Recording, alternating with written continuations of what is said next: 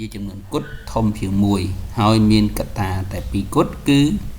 បាទ1នឹងខ្លួនឯងបាទអញ្ចឹងអាចំនួនហ្នឹងគេហៅថាចំនួនបឋមឥឡូវយើងមើលឧទាហរណ៍ចំនួន1បាទឧទាហរណ៍គឺយើងចូលរកចំនួនបឋមពីលេខ1ដល់លេខ100បាទអញ្ចឹងពីលេខ1ដល់លេខ100តើមានចំនួនបឋមប៉ុន្មានលេខអ្វីខ្លះបាទលេខអ្វីខ្លះ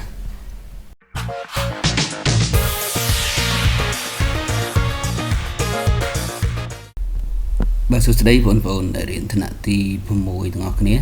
ហើយជួបលោកគ្រូសាជាថ្មីមកកាន់ការរៀនគណិតវិទ្យាថ្នាក់ទី6បាទអញ្ចឹងនៅក្នុងវីដេអូនេះបាទលោកគ្រូនឹងលើកយកអំពីមេរៀនមួយបាទដែលមានចំណងជើងថាចំនួនបឋមបាទអញ្ចឹងចំនួនបឋមតើយ៉ាងម៉េចអីយ៉ាងម៉េចតោះអញ្ចឹងយើងត្រូវដឹងពីនិយមន័យចំនួនបឋមអញ្ចឹងចំនួនបឋមហ្នឹងបាទជាចំនួនគត់ធំជាង1ជាចំនួនគត់ធំជាង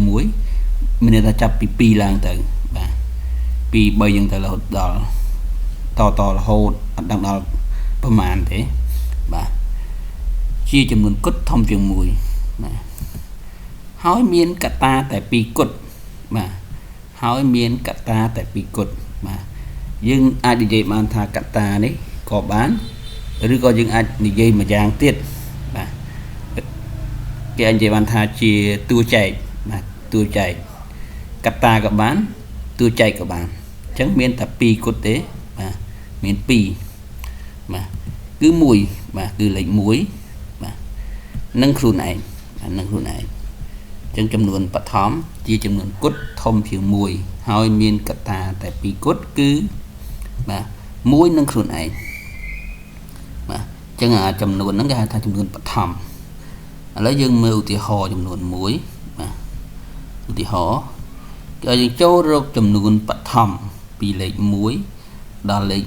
100បាទអញ្ចឹងពីលេខ1ដល់លេខ100តើមានចំនួនបឋមប៉ុន្មានលេខអ្វីខ្លះបាទលេខអ្វីខ្លះអញ្ចឹងចំនួនបឋមពីលេខ1ដល់លេខ100ឬក៏លេខ1លេខ100មើលថាចាប់ពីលេខ1លេខ2រហូតដល់លេខ100បាទអញ្ចឹងគឺប៉ុណ្ណេះបាទ1 2 3រហូតមកដល់100បាទអញ្ចឹងយើងពិនិត្យមើលអញ្ចឹងមិញគេនិយមន័យគេមិញថាចំនួនបឋមជាចំនួនគត់ធំជាង1អញ្ចឹងកាលណាចំនួនគត់ធំជាង1អញ្ចឹងលេខ1នេះមិនបឋមទេបាទយើងអាចឆូតចោលទៅ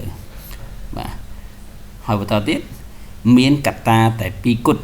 គឺ1នឹងខ្លួនឯងបាទកត្តាក៏បានតួចែកក៏បានបាទតែ2ឯង1នឹងខ្លួនឯង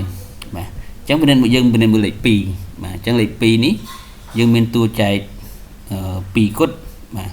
គឺចែកដាច់នឹង1និងចែកដាច់នឹង2អញ្ចឹងកាលណាវាមានតួចែក2អញ្ចឹងវាជាចំនួនបឋមបាទជាចំនួនបឋមតទៅទៀត3ក៏ដូចគ្នាដែរ3ដូចគ្នាដែរអញ្ចឹង3មានតួចែក2បាទលេខ1និងលេខ3បាទអញ្ចឹងវាជាចំនួនបឋមទៀតបន្តទៀតបាទលេខ4បាទលេខ4នេះគឺជាចំនួនគូបាទចំនួនគូ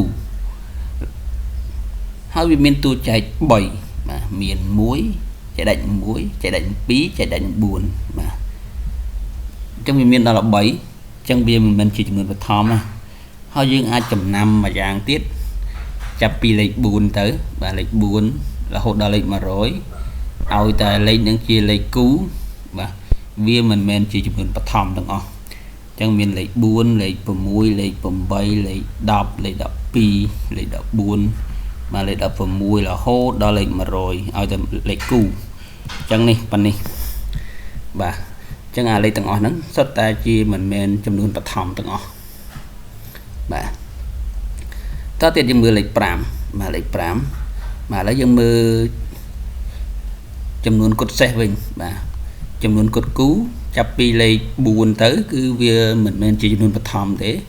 បាទឥឡូវយើងមើលចំនួនគត់សេសវិញបាទលេខ5គឺជាចំនួនគត់សេសអញ្ចឹងលេខ5គឺមានតួចែកចែកដាច់នឹង1បាទនឹង5ក្រៅពីលេខហ្នឹងក៏ដាច់ឯទាំងអស់បាទនឹង2អត់ដាច់នឹង3អត់ដាច់នឹង4អត់ដាច់បាទអ chẳng vì chạy đại ta muối nâng pram chẳng vì miền tu chạy ta pi và miền tu chạy pi và vì chỉ chấm nôn bật thầm mà ní đôi khi đã hầm chết ở đây lấy vùng buồn mà lấy vùng buồn ấy cứ mình chỉ nôn cột mình chỉ chấm nôn bật thầm này mà đại sao vì miền tu chạy bầy mà miền muối miền bấy miền vùng buồn chẳng vì mình đọc muối và bật thầm và đọc bấy bật thầm và đọc pram cứ miền tu chạy rồi đọc buồn và miền muối miền bấy miền pram miền đọc pram theo mình đó là buồn chẳng cái nào miền tu chạy đó là buồn mà vì mình chỉ luôn bắt thầm này đọc pram pi mà miền tu chạy tập pi thế mùi đang đọc pram pi chẳng vì chỉ chấm luôn bắt thầm đọc phần 4 đôi khi đại chấm luôn bắt thầm mà phay muối chẳng mà phay muối với miền tu chạy được chịu buồn đó mà miền muối miền bay miền làm pí miền mà phay muối chẳng vì mình chỉ chừng một thắm và mà phay bấy chỉ chừng một thắm và mà phay pram vì miền tu chạy tràn và miền muối miền pram miền phay pram chẳng vì miền bay cả nào vì miền bấy vì mình chỉ chừng một thắm thế mà phay bầm pí có đôi khi đã mình thì mình bật thầm và mà phay bầm buồn mà phay bầm buồn chứ chúng mình bật thầm tại sao về miền tôi chạy tập pi thì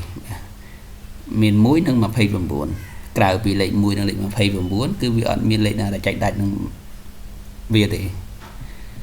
xa mùi mà xa muối bật thầm đã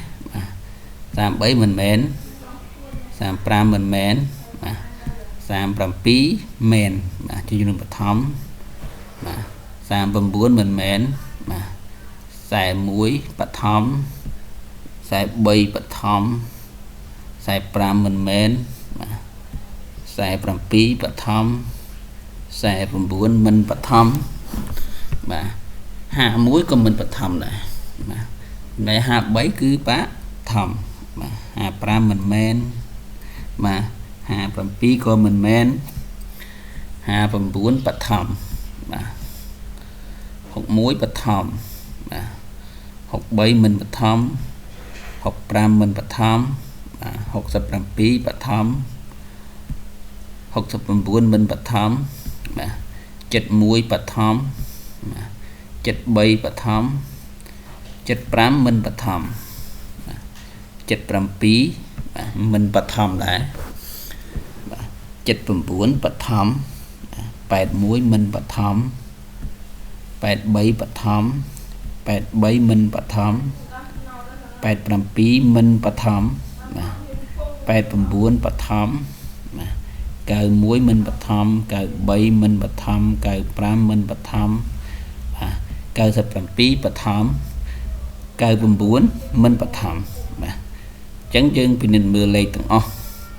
và chặt bị lệnh mùi đã lệnh mà rối